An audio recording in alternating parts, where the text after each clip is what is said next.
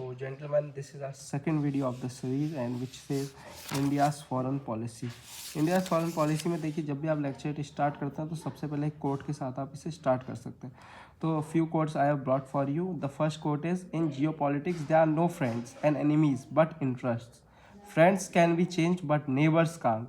An eye for an eye makes the world blind.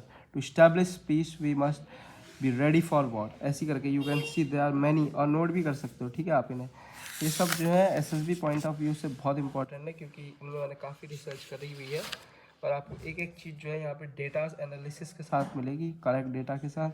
तो India's foreign policy की जब हम बात करते हैं, ठीक है, ये मैंने अपने शब्दों में लिखा है तो आप भी इन्हें लिख सकते हैं.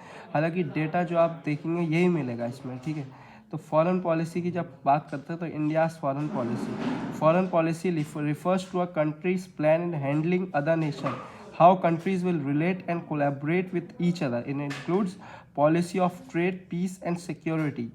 ठीक है, तो foreign policy is very important in our time because it is the era of globalization where we have to connect with every country. जैसे आपने अभी देखा होगा तो ट्रम्प और वेनेजुएला में, अगर वेनेजुएला की आई थिंक फॉरेन पॉलिसी थोड़ी गड़बड़ थी, या Trump whatever he is trying to do to the whole globe, he is wanting to capture everything.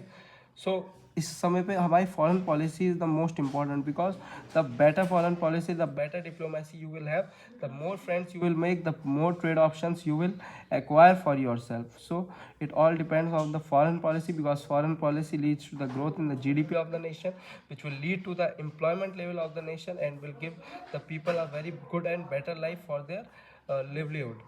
Okay, so coming on to foreign policies, then India's foreign policy is reflection of sovereignty and national interest. हमने हमेशा ही national interest की बात करी है और sovereignty मतलब independence की बात करी है.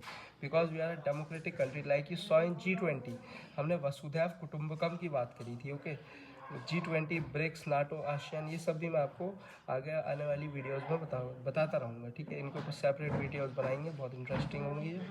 Eight time of nation building from 1947 to 2000 are foreign policy were little disturb. Y?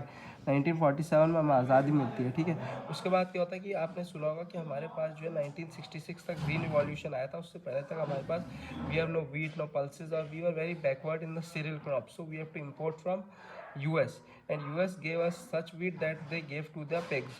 So that's why our foreign policy was not up to that mark because we were a poor country, but we started developing. Like in that era only, we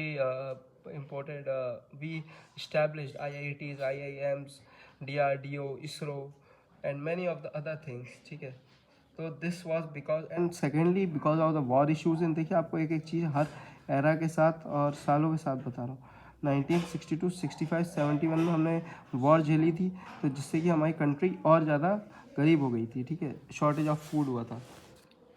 So India decided to respect sovereignty of all nations to achieve peace with everyone. India's foreign policy was earlier to build good bond with powerful countries such as Russia, US, Japan, France, etc. to develop modern equipments and lead to immense capitalization.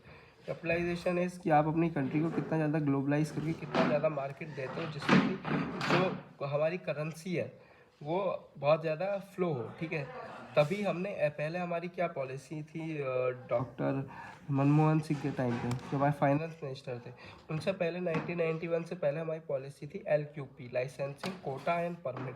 मतलब आपको company को licence लेना पड़ता था हर चीज़ के लिए. कोटाज होते थे, परमिट्स होते थे कि आप इतना ही कंपनी को अपनी एक्सपेंड कर सकते हो इंडस्ट्री को, इससे ज़्यादा चीज़ें नहीं बना सकते हो. ठीक है, उसके लेकिन जब हमने इसको खोला 1991 में, जब हम रिफॉर्म्स लाए तो वो थे LPG, liberalization, privatization and globalization. Privatization में हमने गवर्नमेंट के साथ साथ प्राइवेट सेक्टर को भी कंपनीज के साथ काम करने का अनुभव दे दिया. और ग्लोबलाइजेशन में हमने अपना मार्केट जो है पूरे वर्ल्ड के साथ ओपन कर दिया था. ठीक है, जिससे कि फॉरेन कंट्रीज़ आए हमारे देश में इन्वेस्ट करें, इंडस्ट्रीज़ लगाएं, एम्प्लॉयमेंट जनरेट करें. ठीक है, और हमारा प्रोडक्ट भी पूरे वर्ल्ड में जो है सेल हो.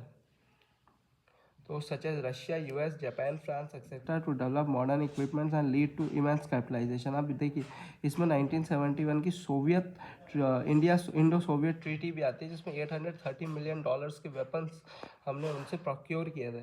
जिसमें आप जानते हैं बहुत बड़े बड़े वेपन्स थे, मिराज, मिग और बहुत सारी चीज़ें हमने जो है यूएस सोवियत यूनियन से ले रखी हैं। Also India's policy included to procure petroleum and other minerals from other countries to revive many of our industries.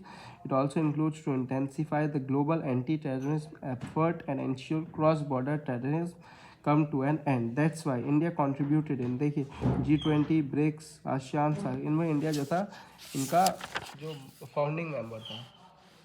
अब वही बात आ गई कि एलपीजी इंस्टेड ऑफ एलक्यूपी, क्योंकि 15 दिन का फॉरेन एक्सचेंज बचा था. और उसके बाद देखिए जब से ग्लोबलाइजेशन आया हमारा फॉरेन एक्सचेंज जो है बहुत ज़्यादा, forex reserve is too much. ठीक है, invest do licensing 1971 Indo Soviet treaty, मैंने आपको बता दिया था. Indo Soviet trade rose 830 million while we were making port in Iran. अब देखिए इंडिया फॉरेन पॉलिसी आफ्टर 2000, देखिए एक तरफ हम ईरान के साथ पोर्ट बनाते हैं, छाबार पोर्ट, बट वेपन्स किससे ले रहे हैं हम? इसराइल से. इसराइल से हमने क्या लिया है? टैवो T-21 जो स्पेशल फोर्सेस यूज़ करती है. आपने देखी है ना उसकी रेंज, देखिए वो कितनी शॉर्ट है. शॉर्ट इसलिए क्योंकि ये छोटी, मतलब जिससे कि आपको हैंड टू हैंड कॉम्बैट में भी फ़ायदा मिला और फटाफट उसे आप घुमा सकते हो. सेकेंडली हीरोन ड्रोन के 2 वर्जन है हमारे पास. एक तो सर्विलेंस वाला है, एक है T-21 वाला हीरोन जो आपको हिट करने में मदद करता है, मतलब एनिमी की बंकर्स पे हिट करता है. ठीक है, तो हम इसराइल में एक तरफ, इसराइल और ईरान देखिए दोनों दुश्मन है, तो हम दोनों से फ़ायदा ले रहे हैं. This is what diplomacy at its peak. We are in Quad with America, America के साथ हम क्वाड में हैं, but also with China in BRICS. मैं ये सब टॉपिक आगे ब्रिक्स क्वाड सब कवर करूँगा आगे आने वाले वीडियोज़ में. एक तरफ हम चाइना और रशिया के साथ ब्रिक्स में हैं, लेकिन हम क्वाड में भी हैं अमेरिका के साथ. We acquire warships from Russia, yet we visit Ukraine and call for peace. Ukraine में हम मदद भी कर रहे हैं. ठीक है, अब देखिए आप ग्लोबल इंपोर्ट देखिए इंडिया का. इंडिया पहले ग्लोबल इंपोर्टर था, सबसे मांगता था, but now we have become the global donor. We donate to 65 countries since 2000 से हमने 65 कंट्रीज को डोनेट कर चुका. During pandemic in 2020 we supplied anti covid vaccine to 160 countries. जैसे मैंने बोला था बहुत ही शॉर्ट वीडियोज़ होने वाली हैं, लेस देन 5 मिनट्स, और कभी कभी थोड़ा ऊपर जाएगा 10 मिनट से, लेकिन अंदर ही रहने वाला है. ठीक है, और ये सब आपको बहुत फ़ायदा करेगा, क्योंकि ये सब मैंने काफ़ी एनालिसिस के बाद खुद एक NDA SSB अटैम्प्ट मेरा होने वाला है, उसी के हिसाब से बनाया. और मैं आगे आने वाले वीडियोज़ में रिकमेंडेशन होगा वो आपको बता दूँगा उसका. ठीक है, तो ये काफ़ी वेल रिसर्च वीडियोज़ हैं जो आप आराम से देख सकते हैं, समझ सकते हैं, पढ़ सकते हैं इनको. ठीक है, क्योंकि इनमें ज़्यादा डेटा नहीं है, मतलब डेटा तो काफ़ी है लेकिन बहुत शॉर्ट एंड क्रिस्प है, जिसको आप अपने लैंग्वेज में और रिफॉर्म करके प्रेजेंट कर सकते हैं. 3 मिनट्स का नहीं है, इससे ज़्यादा ही है. आप इसको खींचना चाहे 5 मिनट तक आराम से बोल सकते हैं. इवन इन GDs में आपको बहुत फ़ायदा करने वाला है. तो आज के लिए हमारी वीडियो यहीं तक थी.